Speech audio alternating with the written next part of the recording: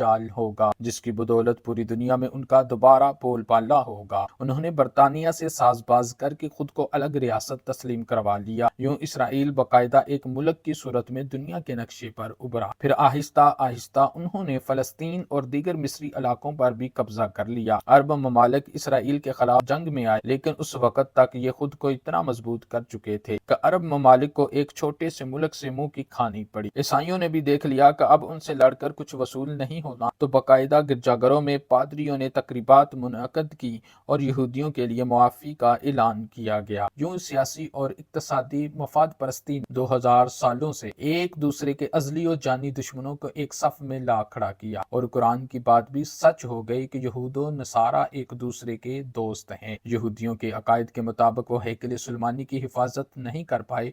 वो खुद को कसूरवार कहते हैं, खुद को सजा देने के लिए जंजीरों और चमड़े से पीटते हैं और दीवारें गिरिया के पास गिरिया जारी करते हैं। वो ईमान रखते हैं कि तीसरी बार उन्हें पूरी दुनिया पर हुक्मरानी हासिल होगी। इसके लिए उन्हें मस्जिद अक्सा को गिराना होगा, जिसकी तैयारी वो कर चुके हैं। इन्हें मस्जिद अक्सा को गिराना होगा जिसकी तैयारी वो कर चुके हैं। कब से मस्जिद अक्सा के नीचे बारूदी सुरंगें बिछा दी गई हैं।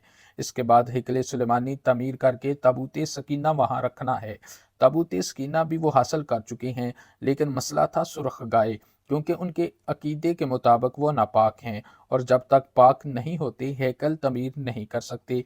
और पाक होने के लिए सुर्ख गाय की कुर्बानी देना जरूरी है। वो गाय जिसकी निशानियां कुरान पाक में बयान हुई हैं, जो उस वक्त भी उन्हें ढूंढने में मुश्किल हुई थी। अब भी वो 100 साल तक वैसी गाय तलाश करते रहे। टेक्नोलॉजी का इस्तेमाल करते हुए बच्चे पैदा करने में कामयाब तजर्बा किया उन्होंने। फिर इस तजर्बे की बदौलत वैसी निशानियों वाली गाय पैदा करने की कोशिश की, लेकिन नाकाम रहे। 2019 में एक अमरीकी रियासत से 5 अदद वैसी गायें उन्हें मिल गईं, जिसके जिस्म पर सुर्ख रंग के अलावा और कोई बाल नहीं था।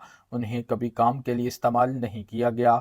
अगली निशानी के उन पर किसी बीमारी का असर नहीं होना चाहिए। पूरी दुनिया में कोविड को फैलाकर मुख्तलिफ जानवरों के साथ इन्हें भी टेस्ट किया गया और उन पर बीमारी का कोई असर नहीं हुआ। अलगर्ज कुर्ब क़यामत और दज्जाल के ज़हूर वाली तमाम तर तैयारियां वो मुकम्मल कर चुके हैं। अपनी मर्जी के डॉक्टर, इंजीनियर, बच्चे पैदा करना, 9D टेक्नोलॉजी की मदद से एक जगह होते हुए कई जगह मौजूद होना, अपनी मर्जी के मौसम बनाना, जब चाहो बारिश बरसाना, चंद दिनों में पूरी दुनिया घूम लेना, ये सब दज्जाली निशानियां हैं जो आज के दौर में कोई मुश्किल काम नहीं। हमारे इस्लाम में बताई गई क़यामत की निशानियों की उन्होंने इतने अच्छे से तैयारी कर ली है कि गरकद के दरख्त लगा दिए जो इन्हें पनाह देंगे। बाबिलद, जिस जगह अहदीस के मुताबिक दज्जाल का हजरत ईसा के हाथों कत्ल होने का जिक्र मौजूद है, दज्जाल के फरार के लिए एयरपोर्ट बना चुके हैं। ये सब कुर्ब क़यामत की निशानियां हैं, और हैकल सुलेमानी ने भी तमीर होकर रहना है। फिर असल जंग क्या है? असल जंग अकायद की है।